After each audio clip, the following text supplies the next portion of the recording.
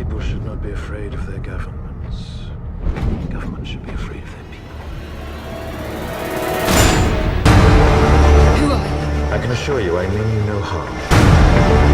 Gentlemen, I want this terrorist foul, and I want him to understand what terror really means. You.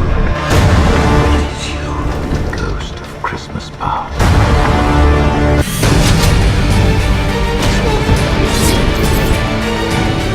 I want everyone to remember why they need us. Violence can be used for good. There is an idea, Mr. Creedy, and ideas are bulletproof.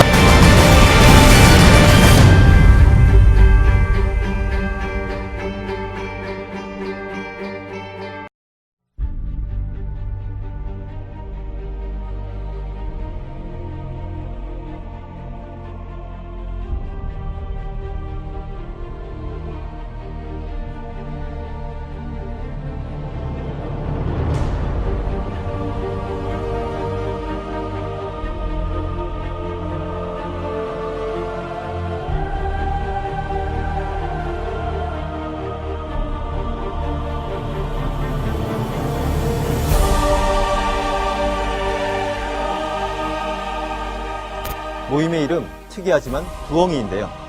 최근 세력을 확장하고 앞으로 매주 만나기로 했습니다. 노무현 정부 청와대 출신을 중심으로 친문 의원들이 하나둘씩 참여해 현재 회원은 40명 정도까지 늘었습니다. 부엉이들은 비밀 대화가 가능한 텔레그램을 통해 소통하고 있습니다. 새 당대표 선출을 앞두고 부엉이 모임 회원들은 앞으로 매주 만날 예정입니다. 여당 내에 부엉이 모임을 놓고 논란이 커지자 소속 의원들이 모임을 해산하기로 결정했습니다.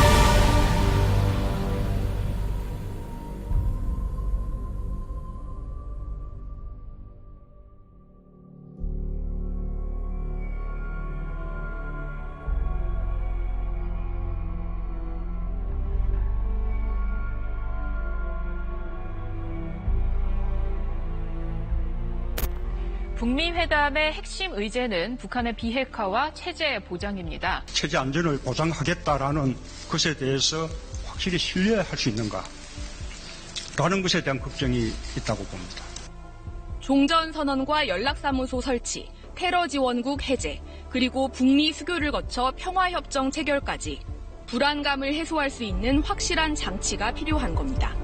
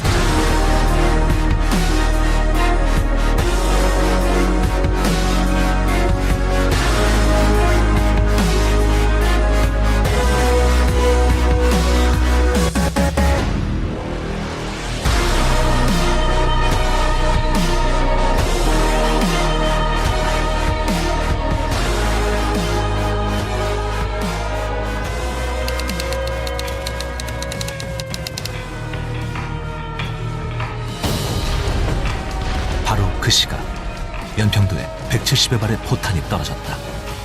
곳곳에서 연기가 나오고 있으며 지금 피해 상황은 아직 모릅니다.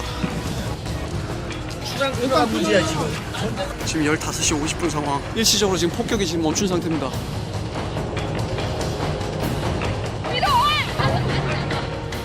(6.25) 전쟁 휴전 이후 벌어진 민간 지역을 향한 첫 도발. 잊지 말아야 할 그날 연평도 포격.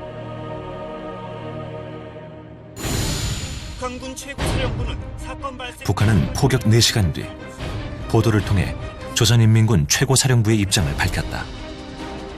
우리 정부가 먼저 군사도발을 했기 때문에 대응 조치를 취한 것이라는 주장이었다. 모든 책임을 우리 정부에 전가하겠다는 속셈이었다.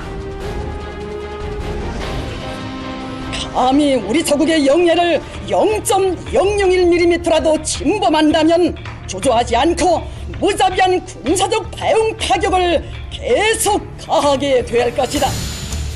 북한의 서해 도발은 연평도 포격이 처음이 아니었다.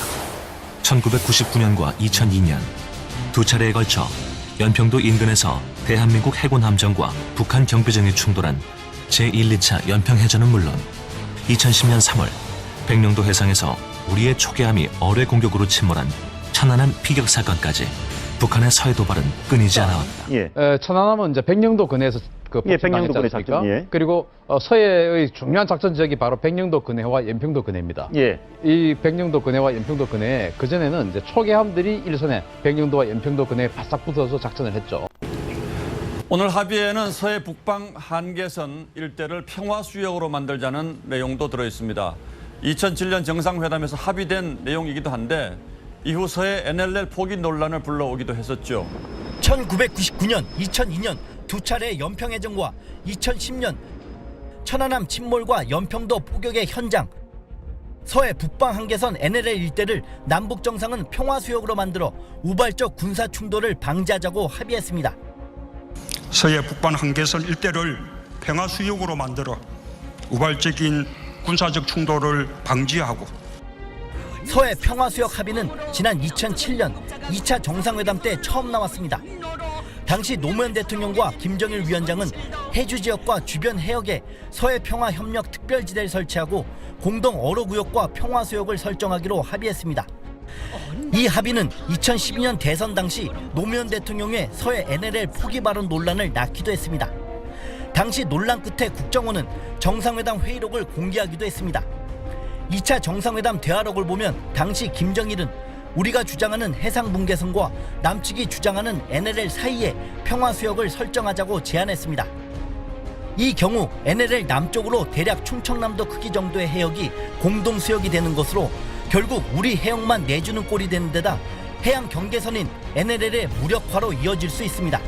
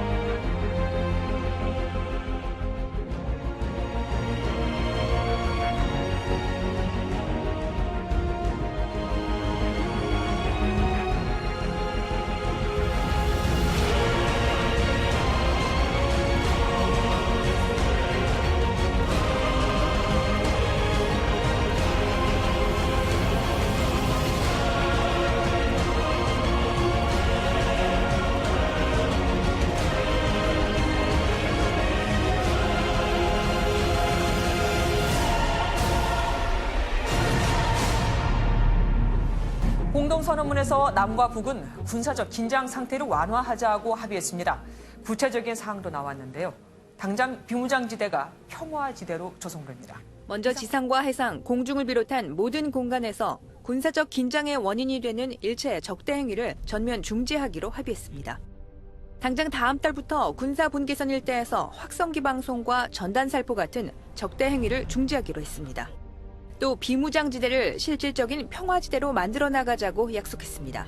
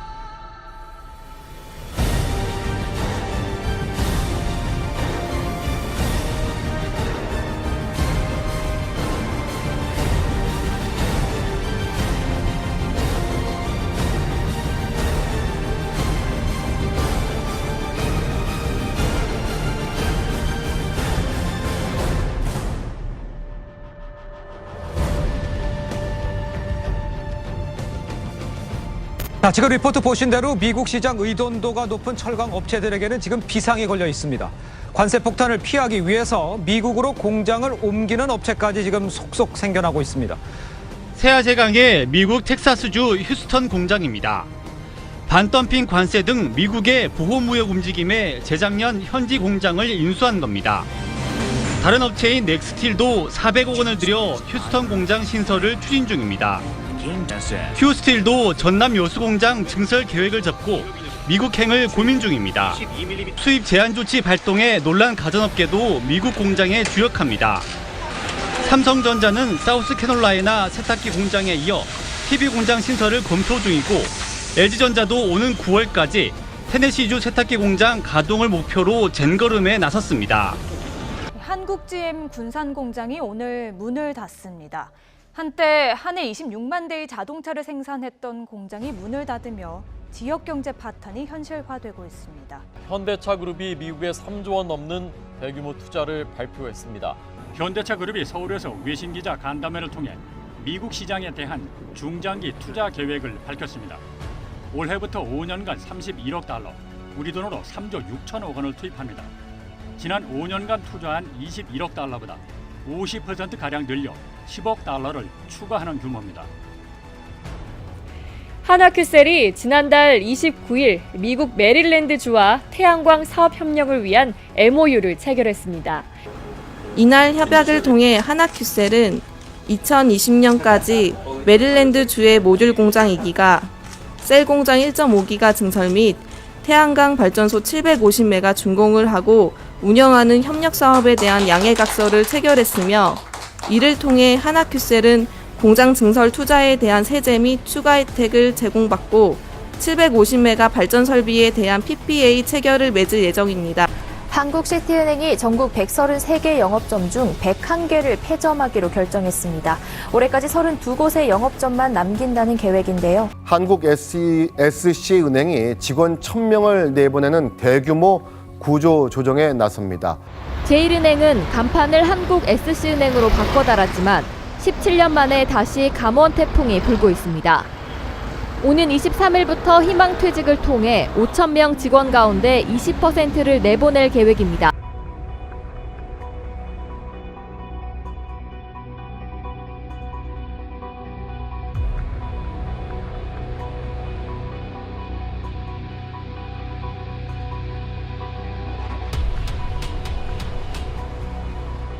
네, 엊그제 남북 고위급 회담에 북측 대표로 참석했던 리선권 조국평화통일위원장이 오는 8월 15일에는 남과 북이 군비 축소에 관한 회담을 열자고 말했습니다. 지난 29일 판문점 통일각에서 열린 남북 고위급 회담 종료 후 북한 조국평화통일위원회 리선권 위원장은 회담에 참석했던 남측 인사들과 일일이 악수하며 배웅했습니다. 남들 계속 진행되니까 진행되는 상황을 봐가면서 시간부터 맞아서 풀어나갑시다. 이어 천혜성 차관을 배웅하는 과정에서 갑자기 군비 축소 회담 개최를 언급합니다. 천혜성 선수관하고 다 잘돼. 아이고 8월 10일 분수갑시다. 전문가들은 북측 고위급 인사의 이 같은 발언은 우리가 보유하고 있는 첨단 재래식 무기와 관련한 군축회담에 대한 의지의 표명이라고 분석하고 있습니다. 새 정부 국방개혁의 하나로 오는 2022년까지 전체 병력을 50만 명으로 감축하는 방안이 추진되고 있는데요. 육군과 해병대 등 지상군을 중심으로 13만 명을 줄이겠다는 구상입니다. 이렇게 되면 장군 숫자도 60명 안팎 줄어들 전망인데요. 현재 63만여 명인 전체 병력을 2022년까지 50만 명으로 줄이는 것이 골자입니다. 해군과 공군은 지금의 병력을 유지하되 육군과 해병대에서 13만 명을 줄여야 합니다.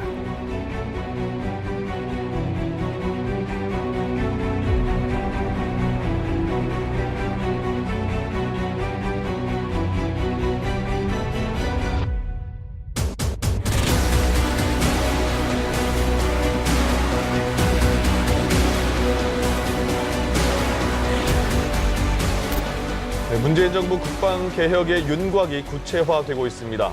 표범 같은 군을 목표로 군사를 빼는 동시에 보다 공세적인 개념의 작전 계획을 마련하고 있습니다. 마무리 단계에 접어든 국방개혁 2.0의 핵심은 군 구조 개편입니다. 행정화된 군대라는 비판을 받는 원인 중 하나로 지목된 430여 명에 달하는 군 장성을 대폭 줄이는 방안이 속도를 내고 있습니다. 군 관계자는 아직 의견 수렴 중이지만 80명 안팎을 감축하는 선에서 논의가 진행 중이라고 밝혔습니다. 병사들의 복무 기간을 현역 육군 기준 18개월까지 단계적으로 줄이는 방안도 포함됩니다. 임기 중 복무 기간 단축은 시행이 될 것이며 가능한 임기 내에 완료하는 것을 목표로 적극적으로 다양한 방안들을 검토하고 있습니다.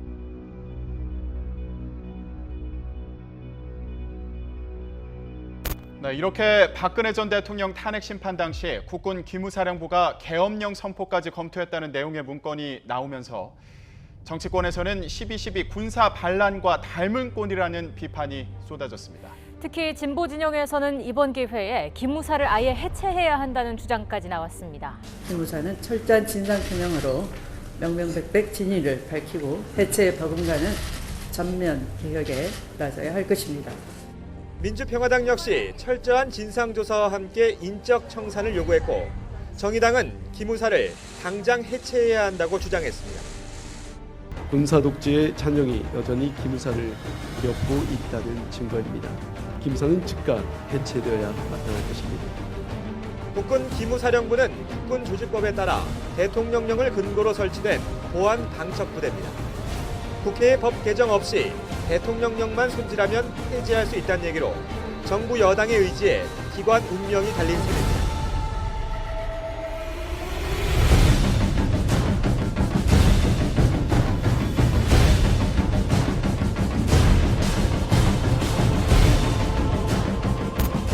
지난주 한미 국방부가 8월 예정된 을지 프리덤 가디언 훈련, 한미 연합 대규모 훈련이죠. 이 연습을 전격 중단한 데 이어서 이번엔 한미 해병대 연합 훈련, 규모가 그렇게 크지는 않지만 계속 정례적으로 해오던 훈련입니다. 근데 이것마저도 중단하기로 했습니다. 한미 연합 군사 훈련이 줄줄이 중단되고 있는 상황입니다. 한미연합훈련 유예가 장기화할 경우 이 같은 작전 계획이 유명무실해질 수 있다는 우려가 커지고 있습니다.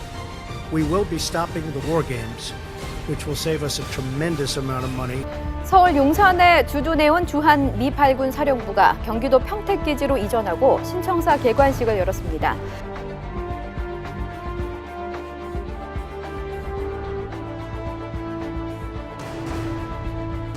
한 차례 불발된 미군 유해 송환 북미 회담이 내일 열립니다. 북한의 제안대로 미국도 장성급이 참석할 경우 북미 장성급이 9년여 만에 마주 앉게 됩니다.